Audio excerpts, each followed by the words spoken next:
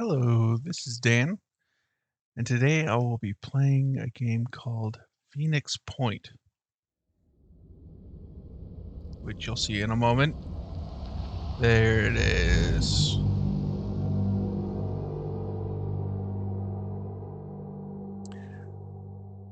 And I will get into what this game is after the initial cinematic that explains the world.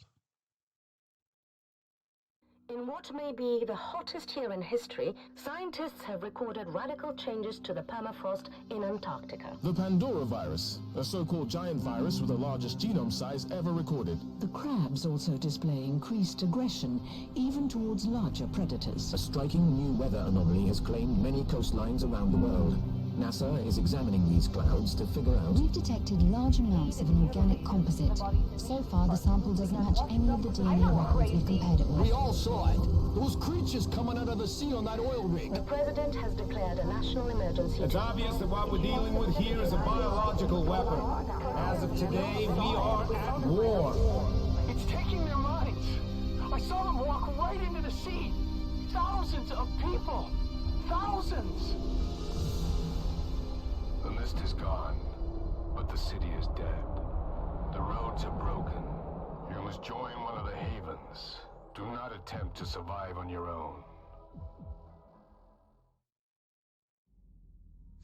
All right. So basically, this is an XCOM-like game. It's a turn-based strategy game with an overworld that you go around and do stuff on, which is a little bit different than XCOM, slightly. There's some similarities and there's some differences, but I've only played a little bit of XCOM, the new ones, Enemy Unknown and XCOM 2. But I saw this and I wanted to play it, and it had some interesting features, so here we are. I've already played some of this for a decent amount of time, but I'm going to start a new campaign. And yes, I'm going to do it on rookie because I suck. We're here to have fun, and I don't want you to watch me save scum all the time. This is the DLC that I have. I'm turning off Festering Skies. It's received mostly negative reviews on Steam, and from what I've played through already of this game, it's for good reason. Basically, there'll be a giant monster that flies around on the map and destroys things, and it's a lot of a pain in the ass and with little in return. It does have like an air interception mechanic where you fight things in the air, but it's just not worth the hassle.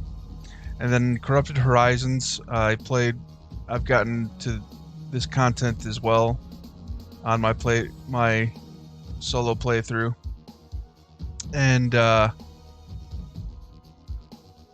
it adds special troops to the game, but also adds a mechanic where you like lose willpower, which is your resource for using skills, and things that attack you with this other corruption, which is different than the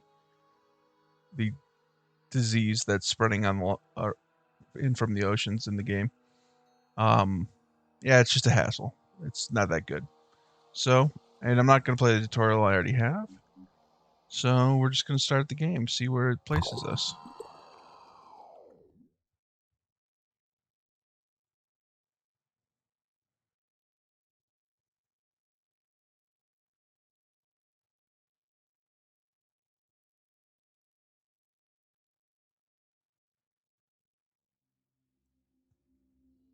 The Phoenix Project was founded on October 24th, 1945.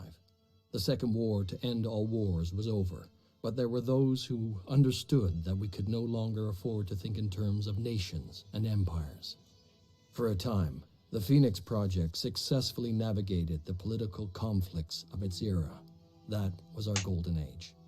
Phoenix Project operatives scoured the world for clues. We had bases in 24 countries. Even the heavens were not off limits. But out there, on the far side of the moon, began our downfall. The failure of the Phoenix 2 mission exposed us to our enemies in the UN. Stripped of resources and scattered to the winds, we were reduced to a secret, a memory. When the Pandora virus woke up, we should have been the first line of defense.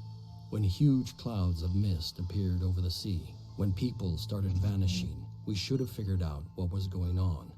And when those people started coming back, changed, hostile, alien, we should have been ready to fight, but we failed. The ecosystem started to change, imperceptibly at first, then faster and faster. 3 factions arose. New Jericho, trying to restore order and purity. Sinedrin, hoping to build a world without hierarchies.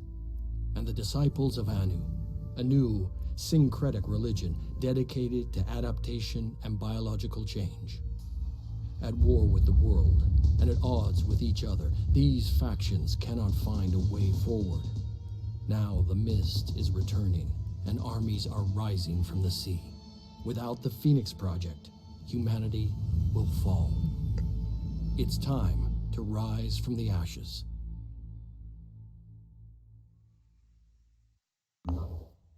Okay, so we are the Phoenix Project, and we are starting in this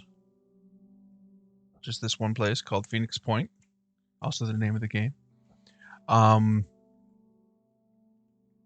So as you saw from that little clip, there's 3 factions in the game, and that's something that, from what I've heard, is different than XCOM.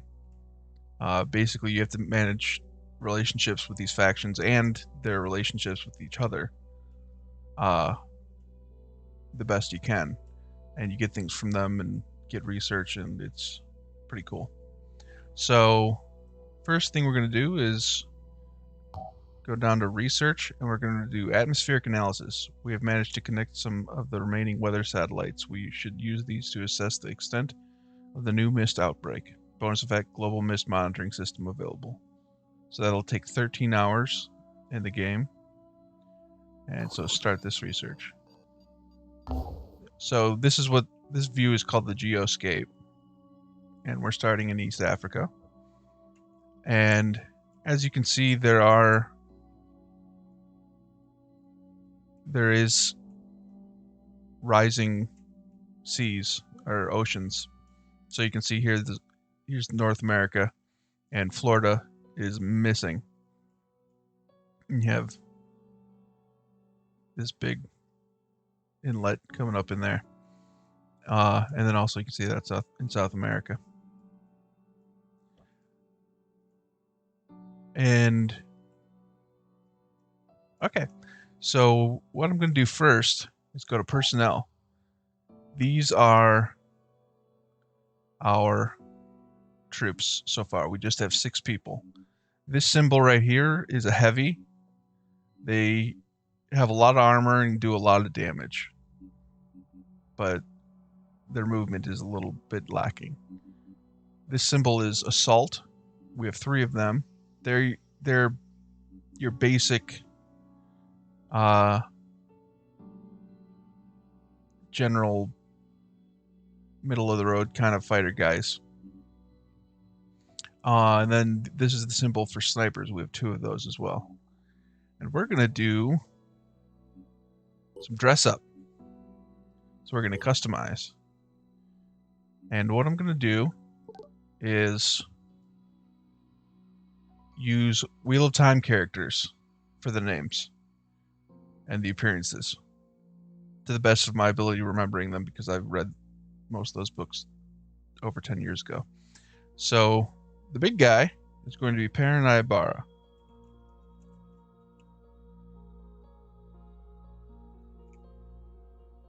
Oh, we gotta capitalize that.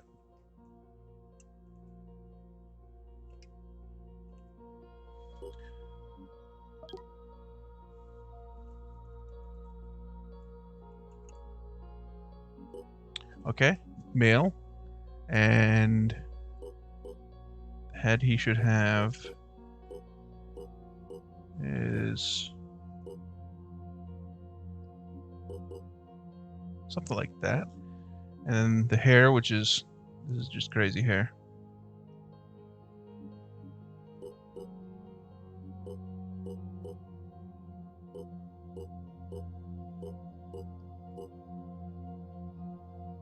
Ah, that works. And facial hair. Give him a good beard.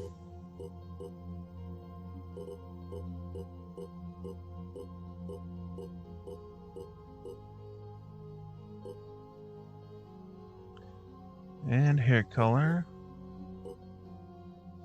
Oh, it'd be too black. Okay, there. Brown. Eye color. I don't remember what his eyes are. Let's keep blue. Check out the voice. Ready. Ready to go to work. Can't wait. Ready to roll. Ready, willing, and able. Let's show 'em what we can do. Receiving. I can make a difference. What's the plan? Ready. Yeah, voice 2. And then we're going to make him black with the camo. Digital camo. Alright. When he's got his helmet on, he looks like that. And these are the abilities for the heavy. And then each person gets, I think, 3 randomized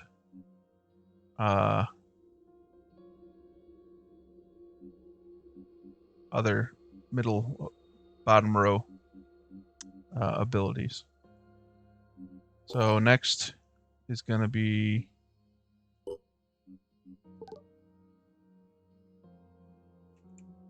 Matt Coffin.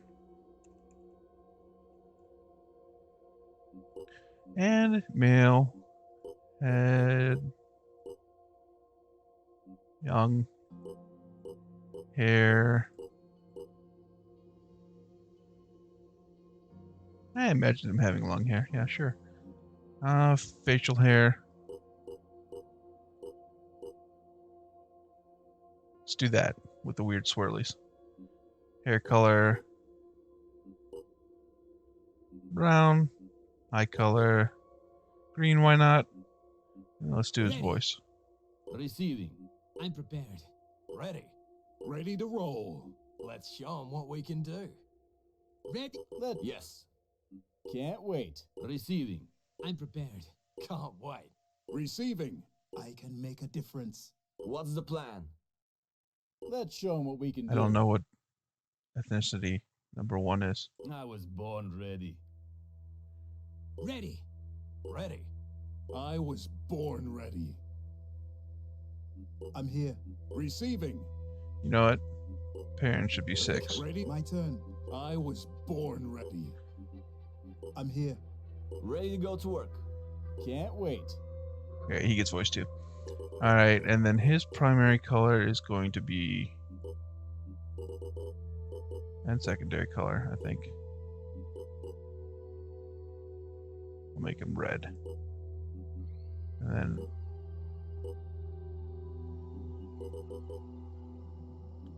there we go. Actually, what if we do this? Yeah, that's better. Alright, next person. This is another assault. And we are going to do...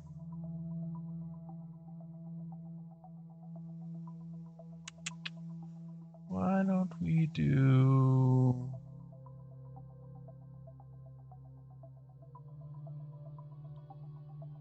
Nynaeve.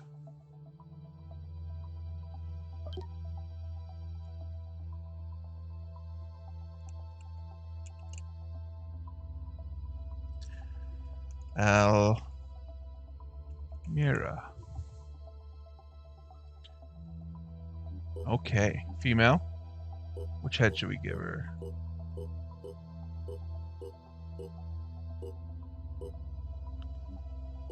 Stern. She's a stern woman. Hey, we want something with a braid if they have it.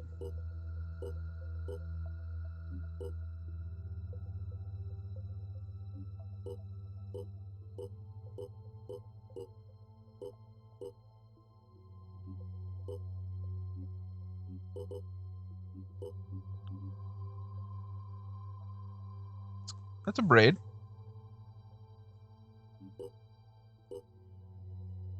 Oops. I have a thing where I hit right click too much.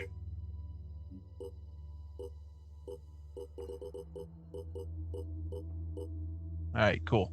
That's the braid. And then her hair, I like to think it's black. Eye color blue? Why not? I can make a difference.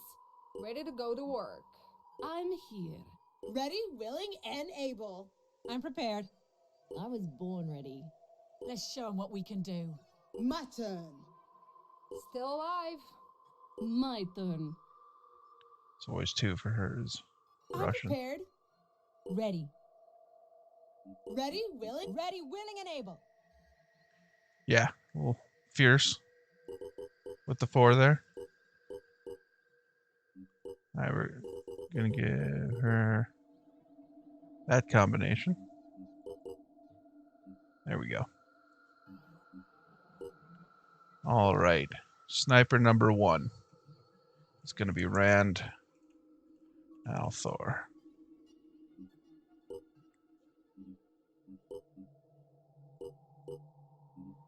Okay, let's change the hair a bit for a moment.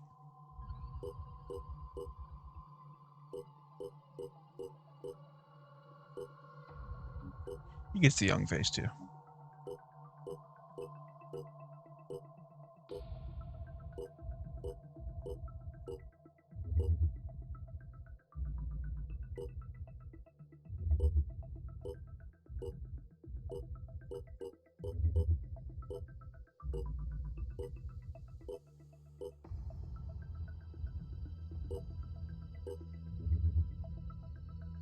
Sure, that works.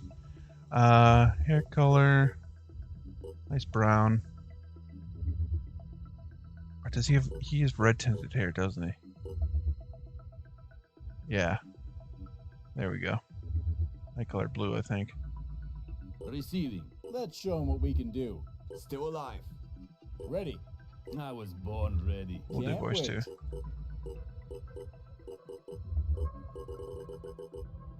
All black.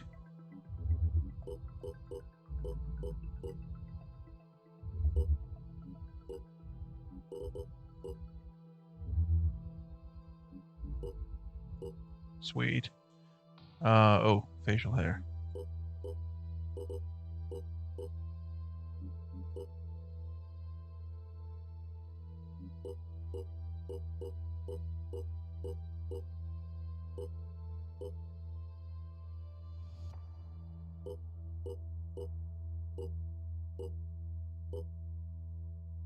I can't remember if he has facial hair. Maybe by the end of the books he does. No, he's pretty fresh-faced, at least in the beginning. We'll do that.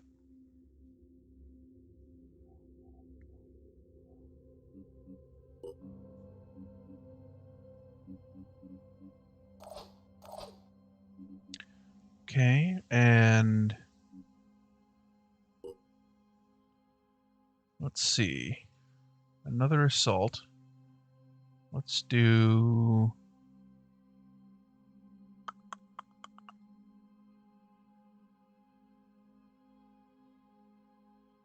Land Mandragoran. Or Mandragoran. Who knows?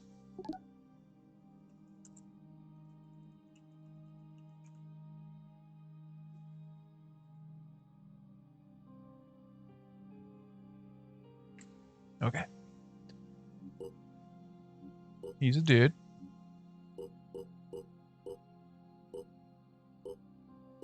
In the show, he's Asian. So we will make him an Asian dude.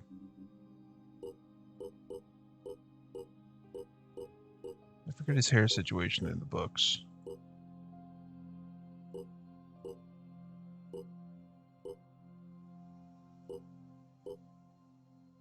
Let's go with that, just for fun. I think he has dark hair. Keep the eye color. Ready to roll. Ready. Let's show them what we can do. Ready. Okay. Ready to go to work. Okay, yeah, that one. All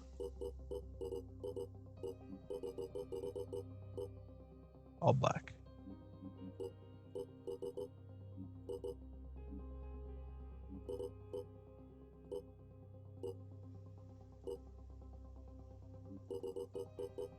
Okay. And then finally, we have a sniper. And this is going to be Moraine Damodred.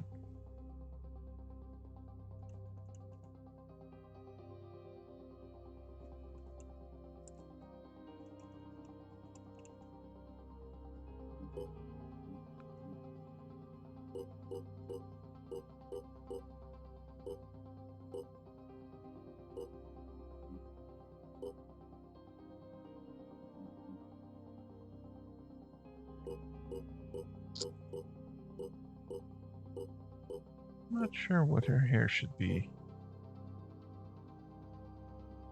Weird like that, maybe? Yeah, let's go with that for fun. Hair color. Her hair is brownish, so we'll do that. I think her eye color is pretty light. Still alive.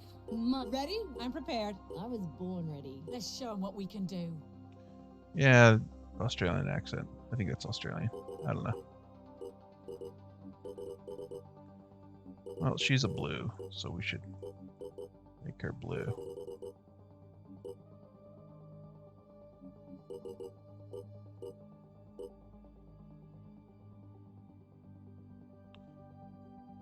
Digital camo. Alright. I apologize if that was boring, but it was necessary. Alright. This is our base. And we have places we can build. So you have to build connected to another thing. So these areas we can build in.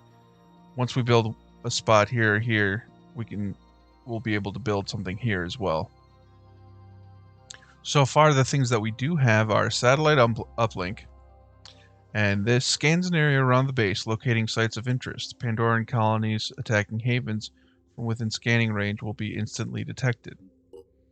And then we also have the energy generator, a power generation facility that is required for many facilities to operate.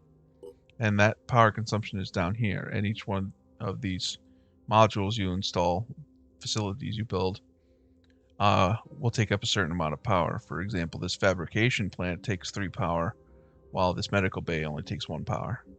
And through research, you'll be able to increase your power output. Or you can build more energy generators. The access lift, deployment point for defense missions and an escape route if things go badly. Fabrication plant, a factory facility that produces weapons, armor, equipment, and vehicles. Research lab, an AI-controlled facility for all research projects. So research labs, the more than you have, no matter where, you can have you eventually get multiple bases, and just the more research labs you have, the faster research is conducted. And the same with fabrication plants. The more you have of these, the faster the equipment you make and vehicles and such will, the faster they will be made. And then the medical bay. All soldiers at the base, even if assigned to an aircraft, will recover 4 hit points per hour for each medical facility in the base. So even if you have people on an aircraft just hanging out, if the aircraft's hanging out at the base, they will get healed. So you can basically have. So we have here Phoenix Point, which is the base. Nobody's there. Manticore 1. Wonder we should name that. Manticore 1 here is the ship that everybody's on, but if they got hurt, they would be able to be healed. Pretty simple. Living quarters. All soldiers at the base, even if assigned to an aircraft, will recover 2 stamina points per hour for each living quarters in the base. So basically, you have hit points and you have stamina. So hit points are recovered by the medical bay, and stamina is basically you can only go on so many missions before you run out of the character will run out of stamina and needs to go back to a site with living quarters to rest. And here's how you can assign them. So I can assign them to Phoenix Point or back to the Manticore. Oh no, moving towards the bottom. Alright, I'm going to do this because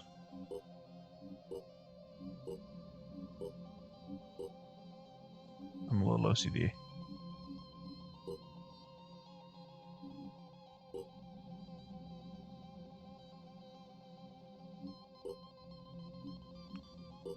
I'm actually going to do that, and then our 2 snipers are on the bottom. Okay. And then store is your storage, a storage facility for all weapons, ammo, equipment, and armor. Storage capacity is shared across all bases. This is the vehicle bay. It takes up 4 spots. And I believe every base has a vehicle bay, though I'm not entirely sure. Vehicles and aircraft at the base recover 20 hit points per hour. Allows maintenance of ground vehicles and 2 aircraft. Maintenance of 2 ground vehicles and 2 aircraft. And that's it. Some things we can also build are a training facility, which I will build now, which all soldiers at the base, even if assigned to an aircraft, will gain 2 experience points per hour for each training facility in the base.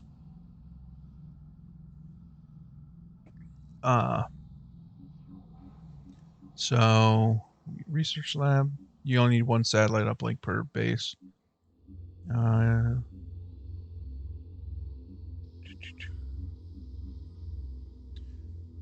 going to build a training facility. And here's your resources. There's tech, which is a little rarer than materials. So these are for general construction. This is for high-tech items. And then there's food, resource for feeding and hiring soldiers. So you spend food to hire soldiers, and then I get -6 food every turn because I have 6 people. And the change per turn, production capacity in all bases for manufacturing equipment, armor, and vehicles. Oh, interesting. So this counts how much production I do. And this count per turn, and this counts how much research I do per turn. Never actually looked very closely at that.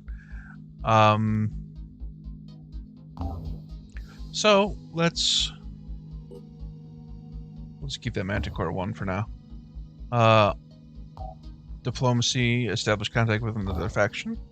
And then there's the Phoenixpedia. We're not going to read all this. We will get tooltips when they arrive, because that's what I have it set to do in the settings.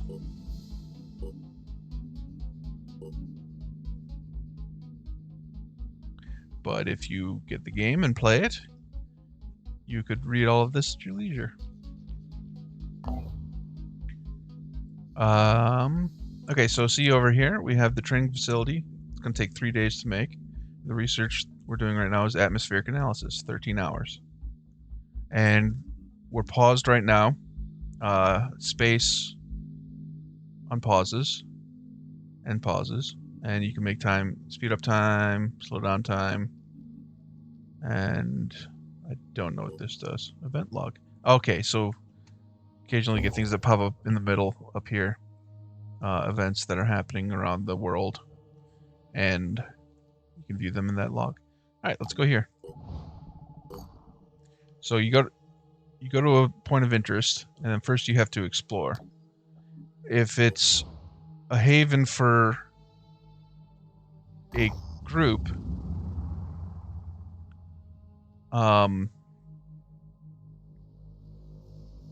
if it's a haven for a group and you have enough points with them, you won't have, it won't take all that time to explore. You'll be able to instantly see that's their base. Okay, so enter Snadrian left, stage left. At the Snadrian haven of Bellamy, the situation is tense. Someone figured out that our open and democratic society would be easy to infiltrate and steal from, one of the haven's citizens tells our operatives. They pretended to join us and then made off with some critical research, which I assume they want to sell to another faction. This is citizen size.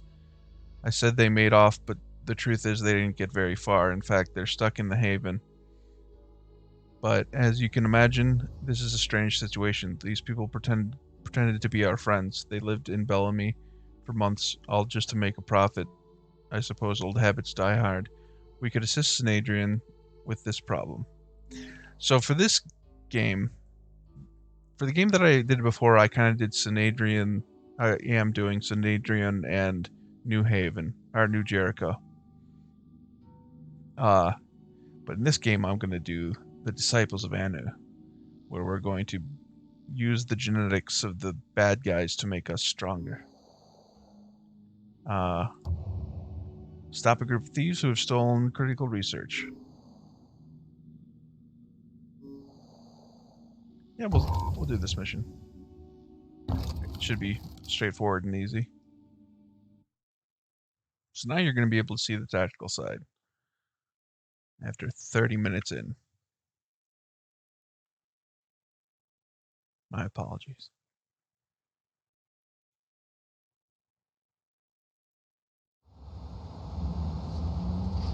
There's a ship.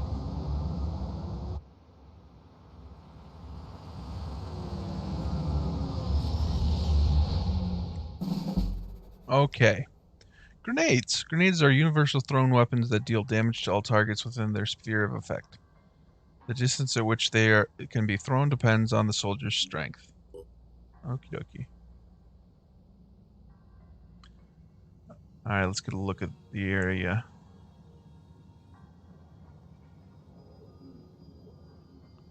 Alright.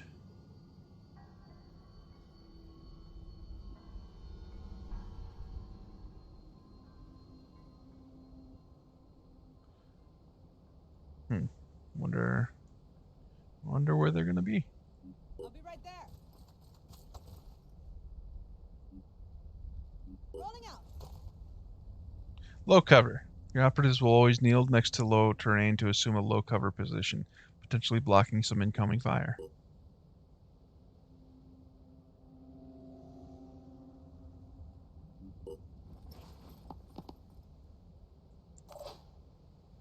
Alright, then we have Moraine. Let's get her to a decent position. Like the wind. Lan. Maybe backing up Moraine.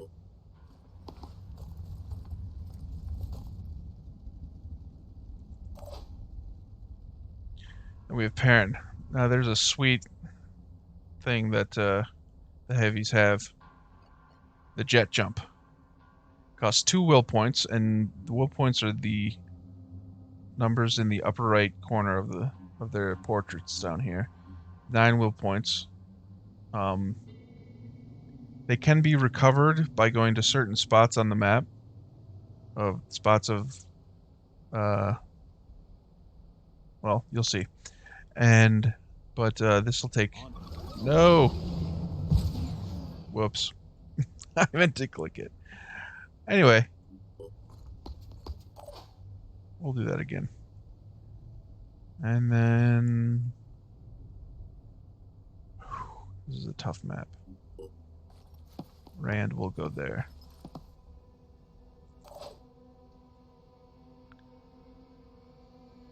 Like the wind. Alright. Let's see if they will make themselves known. Okay, so we can hear him. Oh. There's a thief. There's another thief.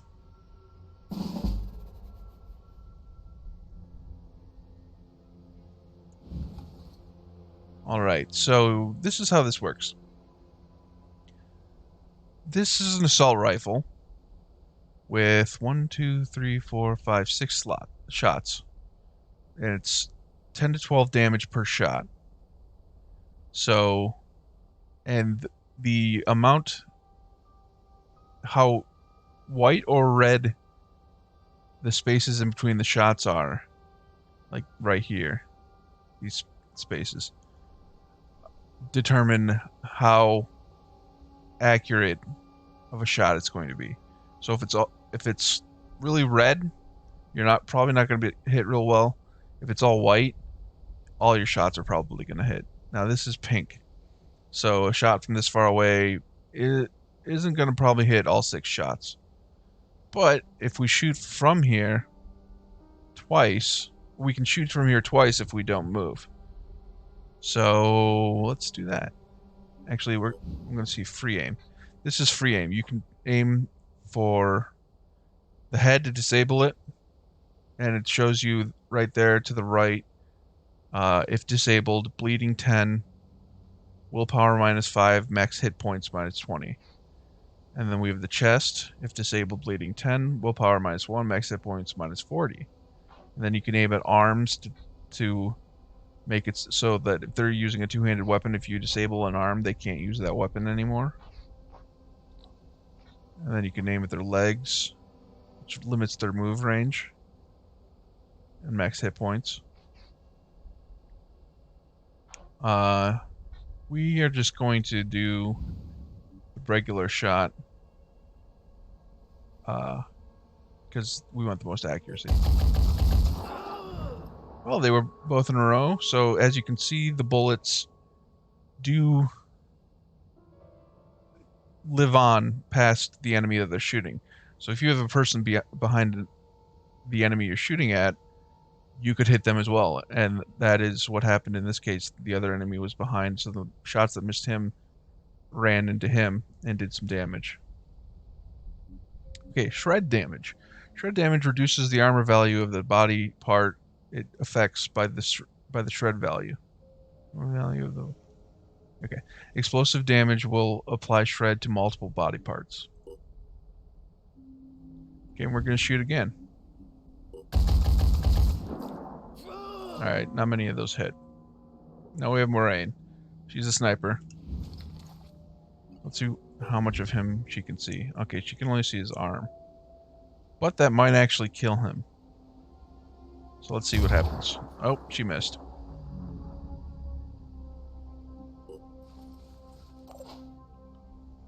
Okay, we're gonna move Lan up here. This is... Oh. Forgot that guy was over there. Easy enough. High cover. This is high cover here. Soldiers will stand behind walls and other tall obstacles to assume a high cover position. Soldier in high cover may sidestep to shoot and then go back into cover. Sidestepping does not cost action points. So the convenient thing about this is, even though I'm behind something, you can see those 2 blue lines showing that I have a shot at those 2 guys. So if I hit F, it'll give me the shot at either him or him. And what will happen is he will step out from cover and take the shot. I'm going to do that now.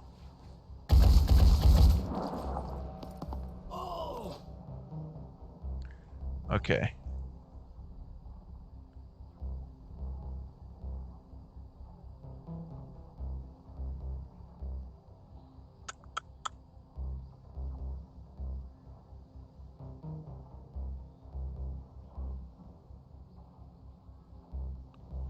going to jetpack over there.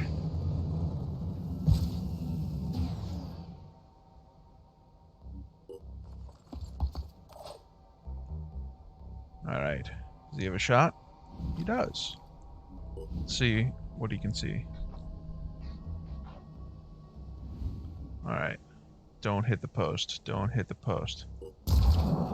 He didn't hit the post. He hit the guy. He died. Alright. Now Matt. Let's see if Matt has a good shot on him. I'm going to move him up. Moving to coordinates.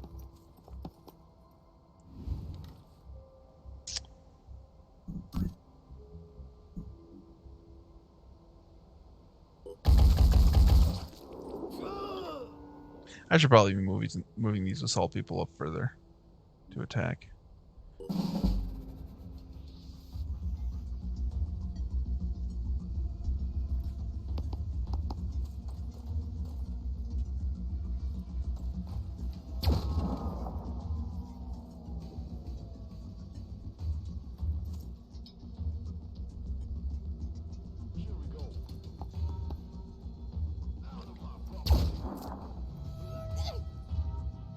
Shot naive. Damage. Standard damage reduces enemy hit points. The amount of damage is reduced by the armor value of the body part that was hit. The amount of damage is... Oh, it's reduced, yeah. Use free aim to target less protected parts of the enemy body. Tactical tip. Armor. Your soldier is wearing armor, which reduces damage according to the armor value. Different body parts may have different armor values according to the various armor types worn by the soldier.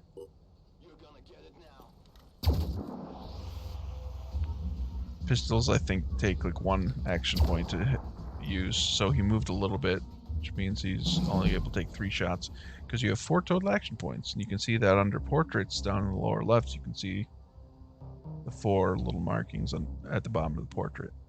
And you can see them under the health bars when you have the character selected. Alright, I'm gonna have Naive shoot that guy. Nice.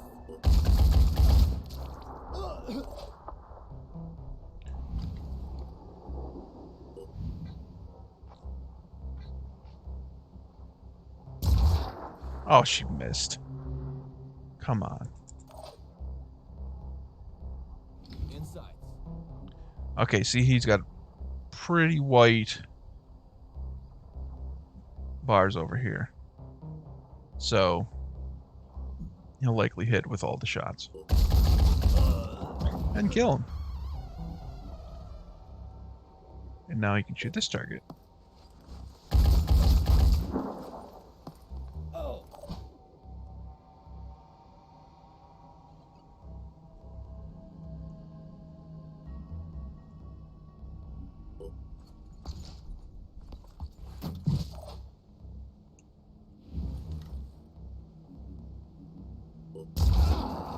All right. Good job, Rand. And that was all.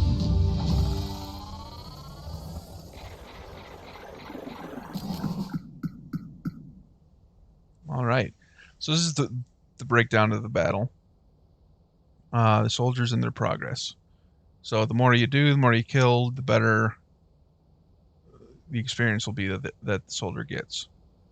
And they're listed from most experience to least experience. And then SP is soldier points, I think. They're used for getting abilities. And over here on status, you'll have level up. We have unmodified for the rest of them. And if somebody was injured, it would say injured. And then we got general mission experience 100, kill enemies 300. And skill points total 8. So there's this skill points. You have each soldier has their own pool of skill points, and there's also a general skill point pool. So I guess SP is skill points, and I can show you that back on the personnel menu.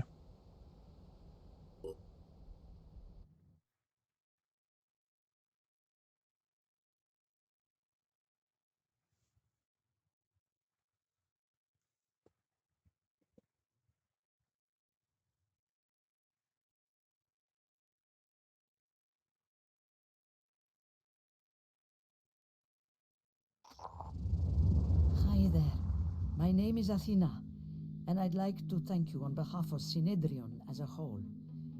You know, outsiders sometimes think of Synedrion as a bunch of naive, helpless people living in a big bubble, and I know we can appear that way. But the truth is, we're more like a powder keg. Trying to build a truly democratic society without hierarchies involves a lot of arguing. The terraformers want one thing, the polyphonic tendency another. Zara clashes with Nikolai, Stas tries to keep everyone calm. Every haven has a totally different set of priorities, and then something like this happens.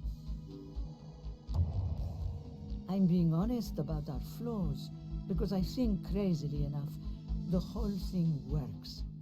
We've built something remarkable, given everything we've been through, and the Phoenix Project could help us really make a difference on this wretched planet. Think about it, please. We have a lot in common, and here's your payment. We believe in people being rewarded for their labor.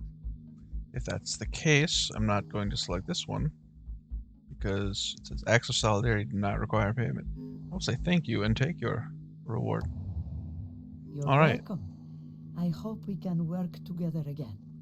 So, Synedrion's attitude towards Phoenix Project, which is me, is +2. And they gave us 190 tech, which is awesome.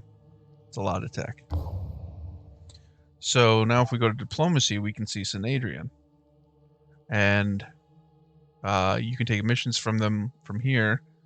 For example, they want me to sabotage the Disciples of Anu Haven, specifically an energy generation. We're not going to do that because we are going to go totally on the Disciples of Anu's side. Alright, see our research. So we're going to do some research on Synedrion and get another 190 tech. And we picked up, I think on that mission it said we picked up a Hephaestus 2 pistol. So we're going to put that in. We can reverse engineer items we get. So it says here requirements, required items to start 1 of 1. Sometimes you need 2 of an item, and it destroys that item in the research, but allows you to start producing it and the ammo for it.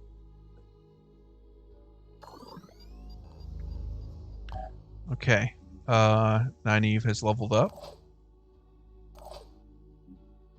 So the first ability, first I'll show you actually. So with the different pools, we have soldier skill points, which is 32. That's how much she specifically has, and then Phoenix skill points, 18. That's how many we can put in to anybody. One ability I really like is speed, so that they can go further. So I'm going to give her, because I could get the dash. Yeah, let's get dash, which move up to half your movement range, limited to 2 uses per turn. It's basically, if you have 1 action point left, you use it, you'll spend 3 will points to be able to go further on your last movement than you normally would. So we'll get that. And then we'll level up speed.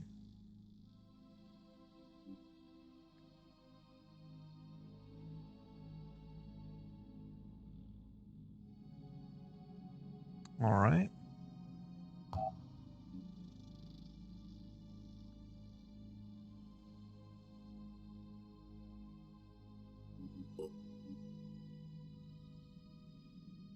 So far the only armor and weapons I can make are the beginning Phoenix point, or Phoenix Project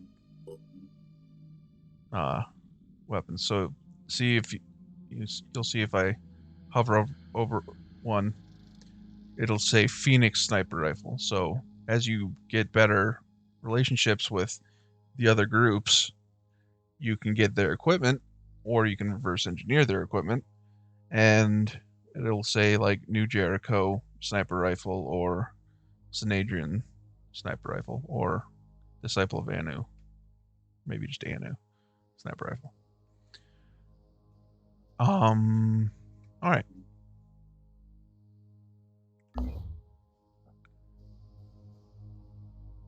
Everybody's got a lot of stamina, you can see down here, and only one person's a little bit hurt.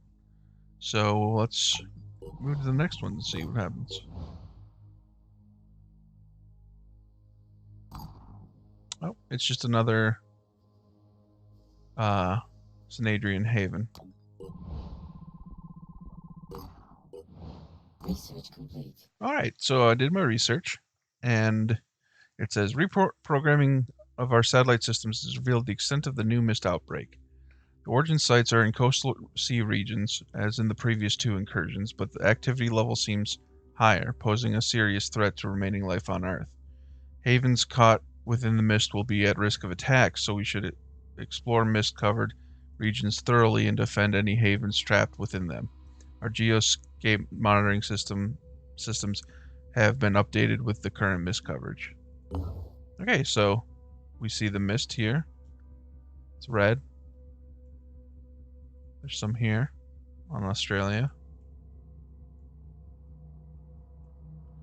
One thing that I forgot to mention is that this game is made by a creator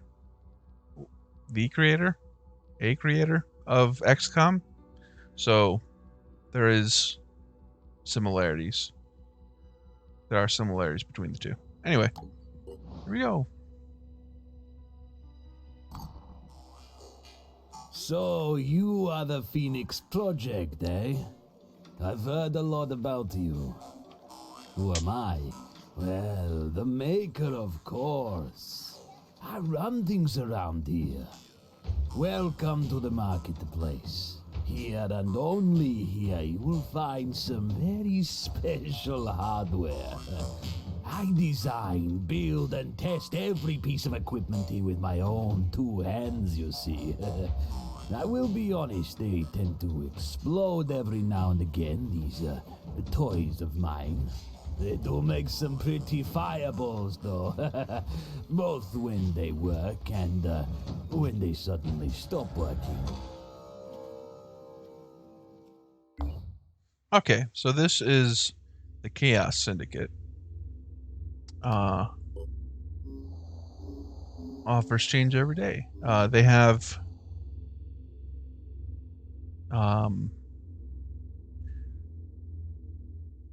this is an interesting thing. They have special weapons that you can get that do a lot, but so it says the maker mentioned that there is an abandoned scarab that he wants to get his hands on. It is an old model that we have no use for, but obtaining it for him might put us on his good side. So we have a mission from him apparently. And rewards will be new marketplace offers and lower marketplace prices. So what's offered here changes every day, and they're special chaos weapons. I believe this is part of the DLC called something like Chaos Weapons. Easy. Alright, let's go to the next place. As you can see over here, our research is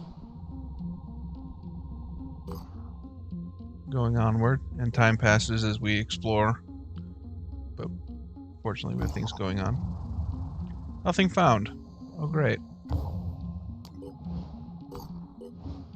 Research complete. Alright, so we did research on Synadrian. We got 190 tech. Synadrian is an amalgamation of several political movements with roots in social ecology, anarcho-syndicalism, and similar belief systems. Built on a strong opposition to hierarchy, Synadrian is egalitarian and radically democratic, with decisions being made via public assembly. Despite this, certain more prominent individuals do exist, and two streams of thought have begun to crystallize. The polyphonic tendency, who believe that the origin of humanity's dysfunctional relationship with the environment lies in hierarchies of dominance, and the terraformers, who believe in putting humans first and are less opposed to the idea of leadership. The current official goal of Snadrian is finding a way of coexisting with the new ecosystem, but that goal is being challenged from within. Snadrian was built on a dream, a world without hierarchies, without leaders, where human beings could embrace the potential of technology without its destructive side effects. The radicals of the old world had been proven right. The status quo could not sustain itself. But what now? What was the next step? Some argued for coexistence with the Pandoran ecosystem, hoping for a peaceful solution. Others advocated putting humanity before nature and claiming the planet for themselves. Trusting in the safety of their havens, the people of Snadrian argued about the best way forward. But the Pandora virus had little interest in their arguments, and its power was still growing. Alright, so that's a little snippet about Snadrian.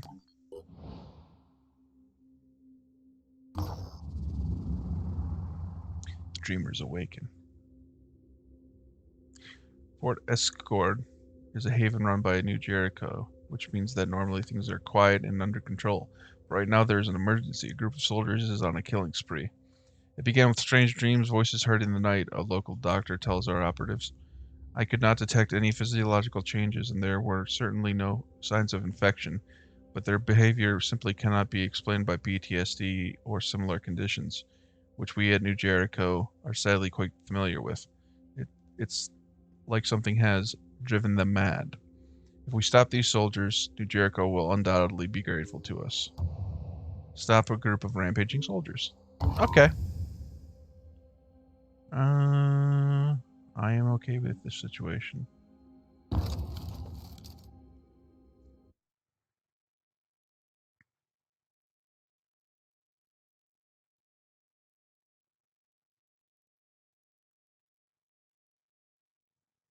I believe that's an Anu person.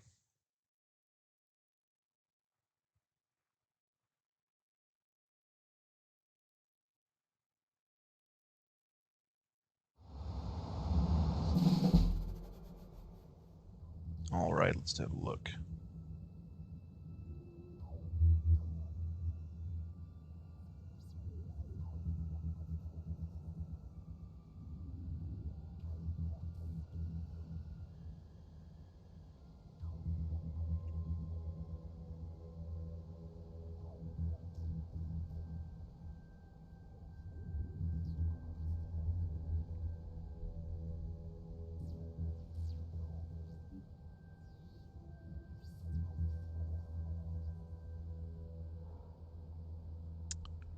You know what?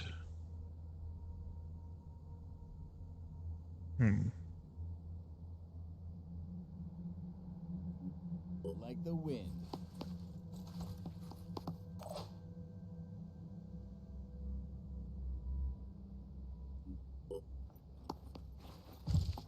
Alright. Now I'm going to do Overwatch, which in this game, I believe in XCOM, it's just anything that moves, it gets shot. In this game, you can set a cone where if anything crosses into the cone, you shoot it. So you can designate it for certain areas and make sure that you're hitting the target when its full body is in view rather than like just right when it hits the wall. So, okay, so here we go. Overwatch. The Overwatch ability allows you to fire within an area during the enemy's turn. If an enemy enters the Overwatch cone, your soldier automatically shoots. Overwatch controls. Select target position, move mouse. Move mouse. Change width of Overwatch zone, control. I didn't know that. Okay. Confirm Overwatch, left click. Interesting. Okay. Nothing will get past me. Okay, 9A.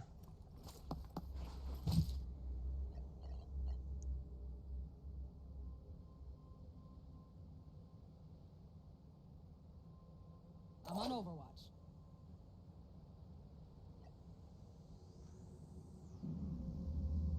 This guy. Let's get this done. Preparing, I'm gonna hop on the roof. See what I can see in here.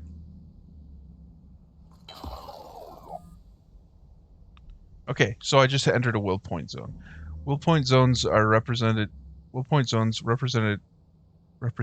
areas of the battlefield with strategic advantage. Entering a will point zone with one of your operatives will restore will points to your entire squad. Keep in mind that will points cannot exceed a soldier's maximum willpower. Once activated, will point zones disappear and cannot be used again. Okay. Matt. Ooh, it looks like we can hear somebody down here. Awesome. I believe your perception ability is your perception status determines how well you can perceive people like that.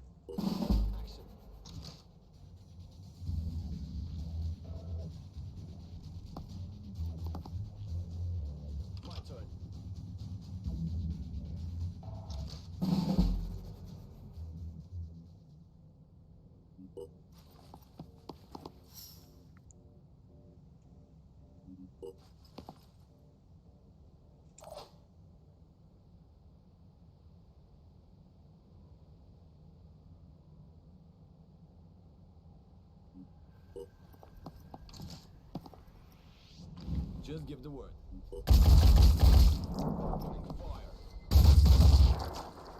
Okay, he has an ability called Return Fire that assaults get later on, where they're able to fire back if they're fired upon within a certain distance.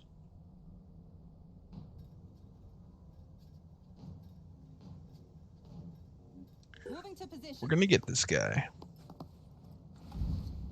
I'm not being very tactical, but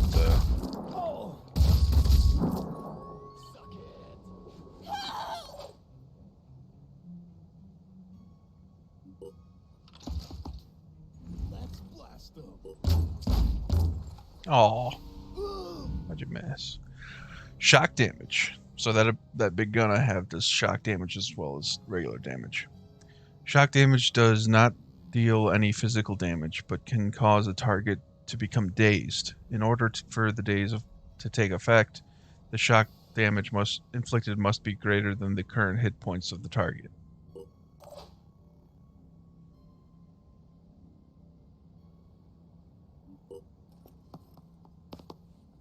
Eyes peeled.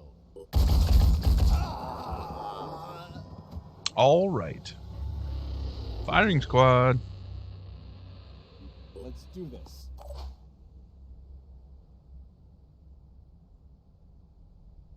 Like the wind. Already there.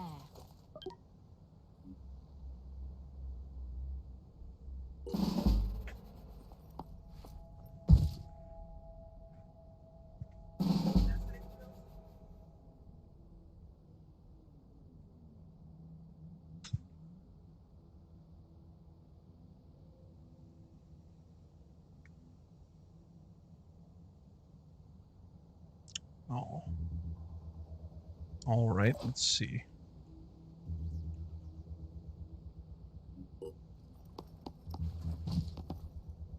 Aiming. Leave me. How you do it? I'm bleeding. Status bleeding. Your soldier is bleeding, inflicting damage each turn. Heal the soldier or evacuate before they die. Well, we're gonna evacuate before they die, so.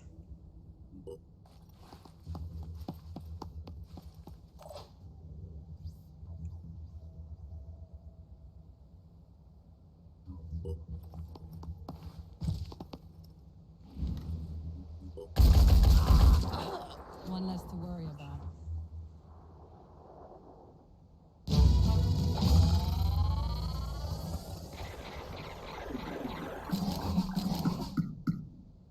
All right.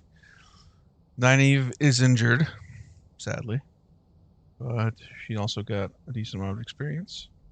Lan leveled up and got lots of experience. Matt leveled up. And unfortunately, the snipers went a long route to get nothing. And Perrin got a little bit more experience because he got some shots on and hit.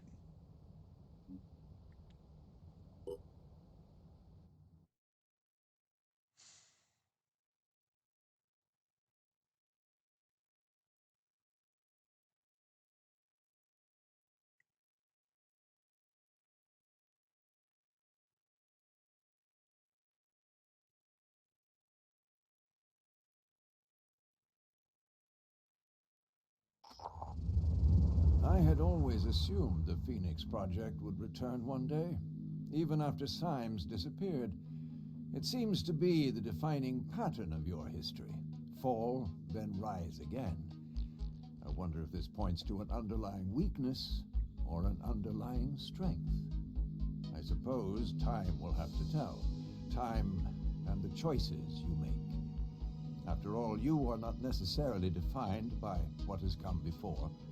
You can be whatever your will allows you to be. That is the essence of the human experience. What happened to those soldiers was disturbing. That is why I did not intervene. We could have stopped those soldiers ourselves easily enough. But I needed you to see, to understand that far more is at stake here than just our ecosystem or our genetic purity. We are being robbed of what makes us human, our will. I fear neither the utopians at Synedrion nor those Anu fanatics really understand that. If you can recognize the real nature of the threat, perhaps we can work together on stopping it. All right, so we got +4 attitude from New Jericho towards Phoenix Project and 440 materials. Okay. Well, that's a good stopping point. Thank you for watching episode 1. Episode 2 will be furthering our adventure here as we try to defend the world from crab people, which you haven't even seen yet. Anyway, thank you for watching. I will see you later. Bye.